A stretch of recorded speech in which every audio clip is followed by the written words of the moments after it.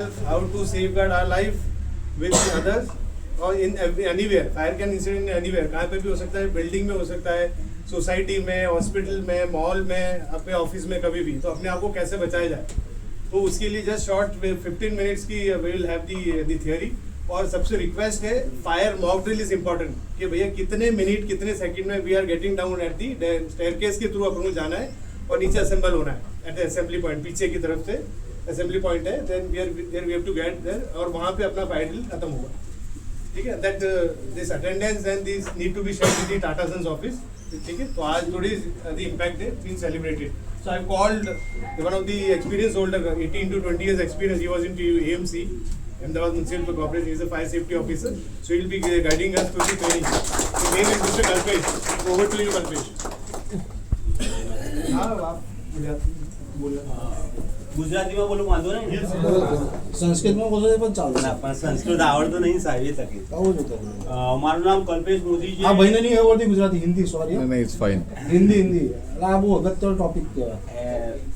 હું 18 વર્ષ fire brigade ડિપાર્ટમેન્ટમાં રહી ચૂક્યો છું અને નાગપુર ઇન્સ્ટિટ્યૂટમાં ટ્રેનિંગ લીધી છે વર્ષ સુધી અને બીજા બધા ઘણા બધા ઇન્સ્ટિટ્યૂટ છે ગુજરાત લેવલના, એમાં પણ મેં ટ્રેનિંગ લીધેલી છે.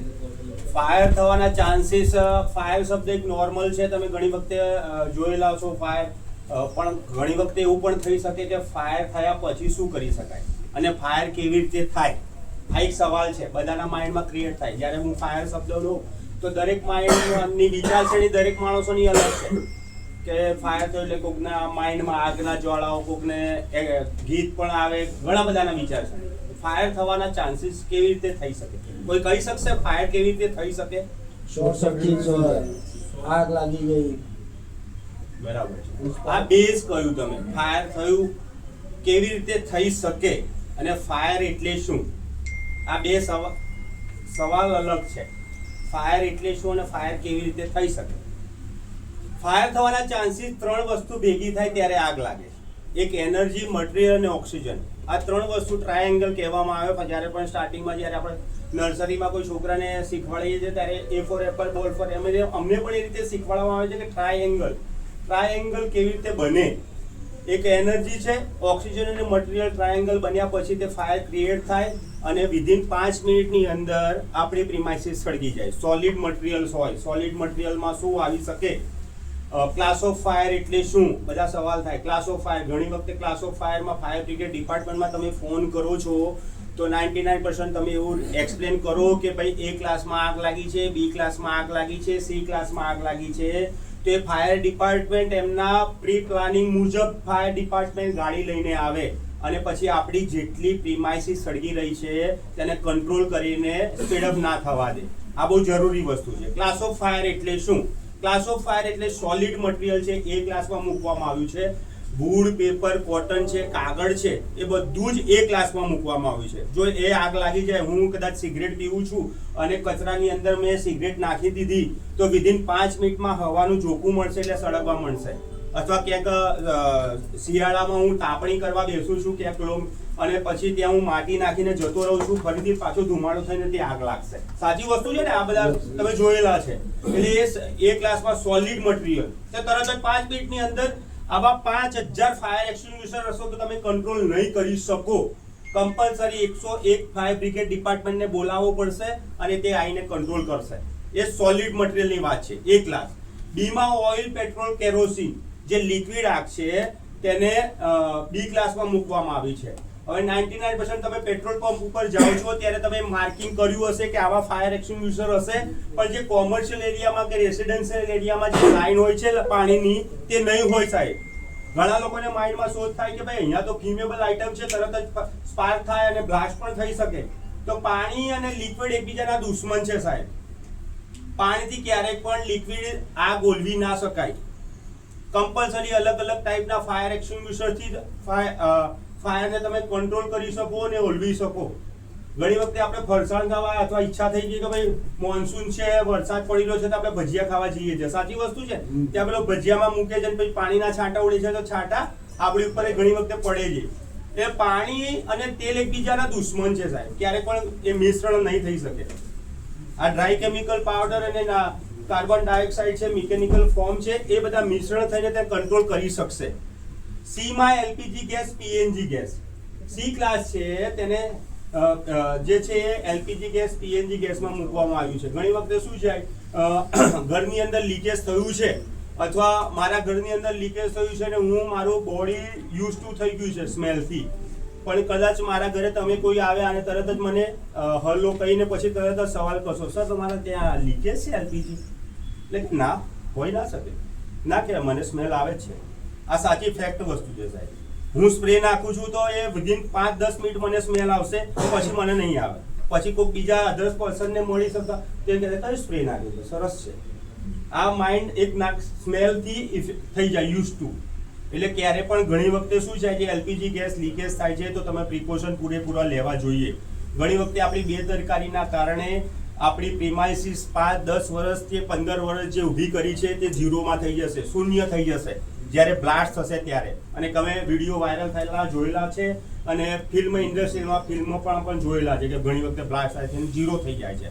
આ સાચી ફેક્ટ વસ્તુ છે, એમાં બે મત નથી. અને આપણી ઘરની અંદર ટાઈમ બોમ્બ સેટ કરેલો છે. ટાઈમ ખાલી સેટ નથી કર્યો, બ્લાસ્ટ થશે ગમે ત્યારે, પણ પ્રિકોશન લેવા જરૂરી છે. ABC માં 99% 2021 પછીનો જેન્યુઅલ FSI નો રિપોર્ટ છે કે આ ઇલેક્ટ્રિક ગેજેટમાં લાગે છે. 2021 પછીના નિયમો છે. ઘણી પહેલા એવું હતું કે ઇલેક્ટ્રિક ગેજેટમાં ક્યારે આગ ના લાગી શકે કારણ કે MCBA ને બધું પડી જાય. હવે શું થતું હોય છે, 99% આપણા શોખ છે, મનોરંજનની છે, એટલે 99 મેં પરચેસ કર્યું છે 2 BHK અથવા 3 BHK ના ટાઇટેરિયા છે કે 3 કિલોવોલ્ટ તમને આપવાનું બિલ્ડરે અથવા 4 કિલોવોલ્ટ તમને પ્રોવાઈડ કરવાનું. એની અંદર તમારે શું વસાવવાનું છે, આપણે બિલ્ડરે કહ્યું છે કે એક એસી હશે, LED હશે, માઇક્રોવેવ હશે અને વોશિંગ મશીન હશે ને સીમિત એરિયામાં તમને ઇલેક્ટ્રિક ઇક્વિપમેન્ટ તમે વસાવી શકો છો. હવે આપણી ફેસિલિટી શું થઈ ગઈ છે, દરેક રૂમમાં અંદર કમ્પલસરી એસી છે, હોલની અંદર એસી છે, ટીવી છે, ઘણું બધા ઇક્વિપમેન્ટ છે જે પાવર સાથે કનેક્ટિંગ છે. સાચી વસ્તુ છે ને સાહેબ, હું ખોટું નથી બોલી રહ્યો. એટલે ઘણી વખતે શું છે, વાયરની સ્ટ્રેન્થ છે તે ડ્રોપ થાય અથવા સોસાયટીની અંદર તમને 15 થી 20 કિલોવોલ્ટનો ત્યાં એક ડીપી બનાવેલું હોય, ડીપી તમને સપ્લાય આપે. હવે એ ઓવરલોડ થઈ ગયું છે તો 99% મેં હસમુખભાઈ કે કલ્પેશભાઈ બંને એસી ચલાવ્યા છે બે તો એના લોડ પ્રમાણે વાયર બ્રેક થશે અને કોમ્પ્રેસર બ્લાસ્ટ થશે સાહેબ, હીટ થઈ જશે વધારે માત્રામાં. અને પછી આ તમે સમરમાં 99% ન્યૂઝની અંદર કે બધી જગ્યાએ પેપરની અંદર પણ વાંચ્યું હશે કે ભાઈ આ ફલાણી જગ્યાએ રાત્રે 2 થી 3 ની અંદર કોમ્પ્રેસર બ્લાસ્ટ થયું અથવા એસીમાં બ્લાસ્ટ થયું. સાચી વસ્તુ છે ને, આ રાત્રે જ થાય છે, દિવસે ક્યારે નથી થતું. દિવસે કોર્પોરેટ એરિયાની અંદર થાય, પણ કેવું કે ડકની અંદર કચરો બધા સિગરેટ પીન અથવા કોઈ પાન મસાલા ખાઈને બધું ફેંકે છે, એના હીટિંગના કારણે પણ ઘણી વખતે કોમ્પ્રેસરના આજુબાજુ આગ લાગે. અથવા બીજું કે કોમ્પ્રેસરની બહાર એક MCB મૂકવામાં આવે છે. ઘણી વખતે કોર્પોરેટ એરિયામાં એવું હોય કે ભાઈ આઉટસાઇડ મૂકો, ઇનસાઇડ આપણે નથી રાખવી, એટલે ત્યાં પણ તીવ્ર તાપ મળે ત્યારે પણ વાયર બ્રેક થાય, એકબીજાના મેટ થાય અને પછી ચોંટી જાય અને ક્યારેક સ્પાર્ક થાય. આ વસ્તુ છે. એટલે A, B, C અને E. ડી ટાઈપ 99% ઇન્ડસ્ટ્રીયલ એરિયામાં એ મેટલ ફાયર તરીકે કહેવામાં આવે. ડી માં એને 54 થી 64 ટેમ્પરેચર જ્યાં સુધી મળે નહીં ત્યાં સુધી આગ ના લાગે સાહેબ. ઘણી વખતે આપણે ઘરના એક્ઝામ્પલ આપીએ, ઘરની અંદર હું છરી અથવા ચપ્પુ સ્ટવ ઉપર મૂકું છું તો એને વિધિન 5 મિનિટમાં મૂકીશું એટલે રેડ કલરનું થઈ જશે. સાચી વસ્તુ છે. અથવા કોઈ પણ ઇક્વિપમેન્ટ તમે મૂકો એટલે રેડ કલરનું થઈ જશે અને હું એને પકડથી વાળીશ તો વળી જશે. સાચી વસ્તુ છે ને. અને હું એમને વાળવા જઈશ તો શું થશે, તૂટી જશે. એટલે જ્યાં સુધી તેને 54 ટેમ્પરેચર મળ્યું નહીં ત્યાં સુધી એ ફાયર થવાના ચાન્સ નહીં. એમ મેટલ ફાયરને પણ 54 ટેમ્પરેચર મળશે પછી તેનો સ્ટ્રક્ચર ડેમેજ થશે અને વિધિન લગભગ હું માનું છું ફાયર બ્રિગેડનો હું હતો ત્યાંની વાત છે, લગભગ 2 દિવસ થાય સાહેબ કંટ્રોલ થતા. એ હીટ એટલું બધું હોય કે તમે કંટ્રોલ ના કરી શકો જલ્દી. અડધો કલાકમાં કંટ્રોલ કરીને ફાયર બ્રિગેડ જતું ના રહે એવું ના હોય. એને 2 દિવસ ત્યાં ફાયર બ્રિગેડની ટેન્ક પ્રેઝન્ટ રાખે, ફાયરમેન હોય ત્યાં કંટ્રોલ પૂરેપૂરું રહી અને 24 થી હું માનું છું ત્યાંથી 48 કે 72 કલાક સુધી ત્યાં પ્રેઝન્ટ હોય ફાયર બ્રિગેડ ડિપાર્ટમેન્ટ અને તે કંટ્રોલ કરીને બહાર આવે. લાસ્ટમાં કે ટાઈપ બહુ જ અત્યાર સુધી હું માનું છું ત્યાં સુધી કે ટાઈપમાં વધારે આગ લાગે છે. કે ટાઈપમાં આગ લાગવાનું કારણ એ છે કે ઘણી વખતે આપણે 365 દિવસ જે વઘાર કર્યો છે એ વઘાર ક્યાં જાય છે ખબર છે કોઈ? કિચન એરિયાની અંદર બધો ચોંટી હોય, સાચી વસ્તુ છે? અથવા એક્ઝોસ્ટ ફેન લગાવ્યો ત્યાં ઘણી બધી ચીકાશ હોય, બ્લેક કલરનો તમે જોયું હશે. અથવા ચીમની હોય તો ચીમનીની અંદર એક દર જામી ગયો હશે. ઘણી વખતે બહાર એક નીટ એન્ડ ક્લીન સાફ કરવાનું, પણ અંદર ક્યારેક, હું મારા ઘરની વાત કરી રહ્યો છું, મારા ઘરની અંદર પણ ક્યારેક અંદર ડીપ નીટ એન્ડ ક્લીન ક્યારેય કોઈ સાફ નથી કરતું. અથવા ટાઇલ્સ ઉપર જે વઘાર ચોટ્યો છે ક્યારેય કોઈ સાફ નથી કરતું. અથવા સાફ કરે છો તેના લિમિટેશન એરિયામાં કંટાળો આવે, છોડી દો, બહુ ચીકાશ છે. આ સાચી ફેક્ટ વસ્તુ છે, લેડીઝ અને જેન્ટ્સ બંનેની વસ્તુ છે. જે હેલ્પ કરતા હશે લેડીઝને, હું કરું છું મારા વાઈફને, એટલે મને ખબર છે. દર 6 મહિને હું સાફ કરું છું, મને ખબર છે. અને ટાઈમ બોમ્બ સેટ કર્યો, દરની અંદર જ્યારે વઘાર થશે ને, વઘારની ફાયર ત્યાં જશે ને એટલે સળગી જશે. અને પછી હું કનેક્ટ આખું ગણાવું, તમે ગણજો. એની સાથે એલપીજી છે, માઇક્રોવેવ છે, વોશિંગ મશીન છે, ફ્રીજ છે, ત્યાંથી બહાર આવીને ડ્રોઈંગ એરિયામાં કર્ટન લાગેલા છે, સોફા છે, ફર્નિચર છે, બધું લઈ લઈને વિધિન ફટાફટ આગ લાગશે ને. તમે વિચાર્યું નહીં કે આ શું થઈ ગયું? આ એકદમ વિચાર્યું જ નહીં કે આ કેવી રીતે લાગીને એકદમ આપણી પ્રિમાઇસીસ ઝીરો થઈ ગઈ. અને આ ફેક્ટ વસ્તુ છે. હવે ફાયર બ્રિગેડ કનેક્શન, જ્યારે પણ તમે કનેક્શન એલપીજી અને પીએનજી નું કનેક્શન લો છો ત્યારે આવા ફાયર એક્સટિંગ્વિશર તમને પ્રોવાઈડ કરવામાં આવે છે. પહેલા નહોતું. પ્રિકોશન માટે કમ્પલસરી આ ટાઈપના ફાયર એક્સટિંગ્વિશર 2 કિલોના કમ્પલસરી તમને આપવામાં આવે છે. અને ઘણા એવા સ્માર્ટ હોય કે ભાઈ મારે આ જરૂર નથી, મારે જરૂર નથી, કે રવા દો, તમારે કનેક્શનની પણ જરૂર નથી. આ ફેક્ટ વસ્તુ, સાચી વસ્તુ. આની અંદર એબીસી ટાઈપ ફાયર એક્સટિંગ્વિશર જે મેં તમને ક્લાસ ઓફ ફાયર કયા છે એમાં લખવામાં આવ્યું છે, તમે જોઈ શકો છો. આ કોઈ બ્રાન્ડ નેમ નથી, આ ક્લાસ ઓફ ફાયર છે. આ વર્કિંગ કન્ડિશનમાં છે, કેવી રીતે ખબર પડી શકે? આ ગ્રીન ઝોનમાં છે. ગ્રીન ઝોન એટલે વર્કિંગ કન્ડિશનમાં છે આ ફાયર એક્સટિંગ્વિશર્સ.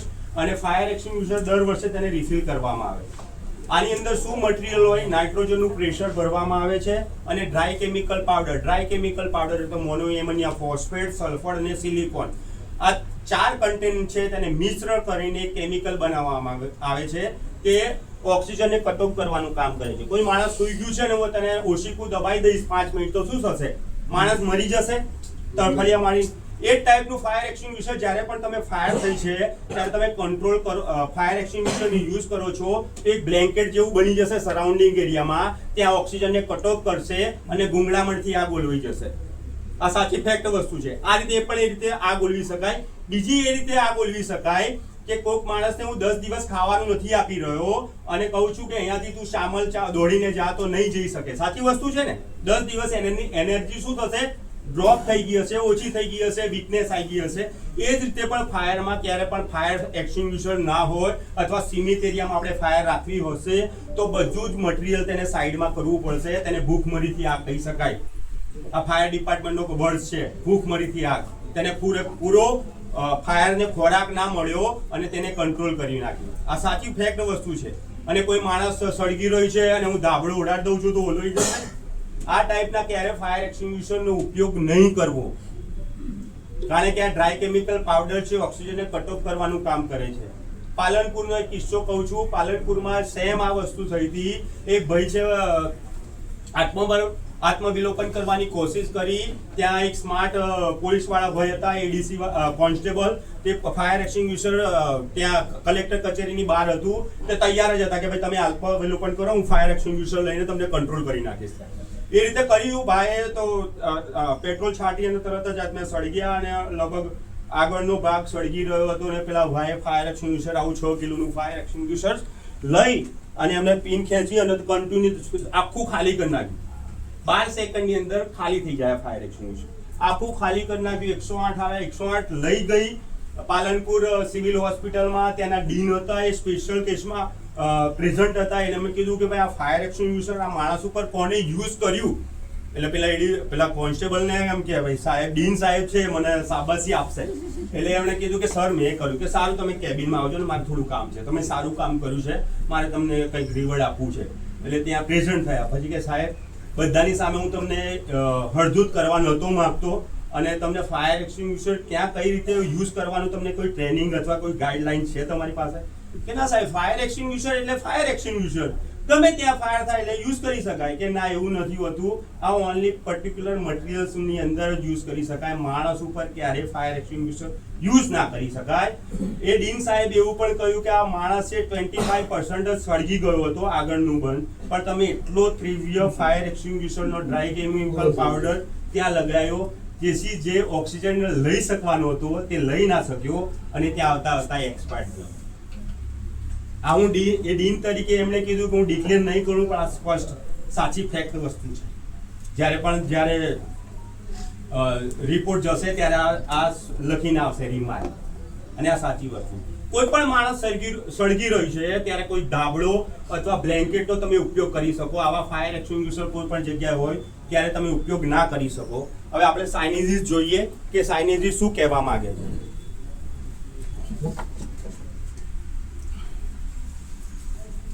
કોઈ પણ માણસ સળગી રહ્યો તો આપણે શું બ્લેન્કેટ યુઝ કરવું? હા, બ્લેન્કેટ. પાણી બી નખાય ને, પાણી એકચ્યુઅલી કોઈ પણ માણસ સળગી રહ્યો ને તમે પાણી આપો ને તો ડોક્ટર લેવલના મેડિકલ ના એવું છે કે તે એક્સપાયર થાય. તો સળગેવા પાણી છાંટીએ તો ના થાય. બ્લેન્કેટ જ ઉપયોગ કરવો પડે અથવા ગોદડી અથવા ધાબળો. ભીનો કરીને કરી શકે? સોરી, બ્લેન્કેટ ભીનો કરીને હા, પણ 99% સર ઓક્સિજન નું કટ ઓફ કરવાનું કામ કરે છે. એટલે જો માણસ સળગી રહ્યો છે તમે બ્લેન્કેટ અથવા કોઈ પણ માણસ સળગી રહ્યો છે ને તમને બાદ ભરવાની કોશિશ કરશે, કારણ કે એની ત્રિવ્ય આગ છે ને અંદર જઈ રહી છે એટલે તે બેચેની થશે અને જે કરવાનું છે તે કરી નાખ્યું છે, પણ એ સમય દરમિયાન તે એટલો પેનિક થઈ જશે કે શું કરે શું. ઘણી વખતે કોઈ પણ જગ્યાએ ના હોય તો પિલ્લરને પણ બાદ ભરી દે કે જેથી શું છે હું ઓલવી જાઉં એમ અંદરથી જ વાત. એટલે કોઈ પણ માણસ છે એટલે તમે ધાબળો લઈને ઓચિંતા હું એકલો જાઉં તો મને પણ બાદ ભરાઈ દે, પણ મારી પાસે એક ધાબળો હોય તો તરત તેને લઈને કરી શકું. કન્ડિશન આપી જો બ્લેન્કેટ ના હોઈ શકે 100%. પણ હું એટલા માટે પ્રિકોશન કરું છું. ઘણી વખતે શું છે માણસ કે આ કે તે સમય દરમિયાન એને શું કરવું છે એને ખબર છે, બધે રાત બાદ ભરાવતો રહે અને પછી આપણે પણ દાજી જઈએ. ઘણી વખતે એવું પણ તમે જોયેલું હશે કે માણસ સળગી રહ્યો હતો અને આ ભાઈએ માણસને ઓલવવાની કોશિશ કરી, એ પણ દાજી ગયો. સાચી વસ્તુ છે ને, આ વસ્તુ જોયેલી છે. હવે આ હાઇડ્રન્ટ સિસ્ટમના બધા ઇક્વિપમેન્ટ છે.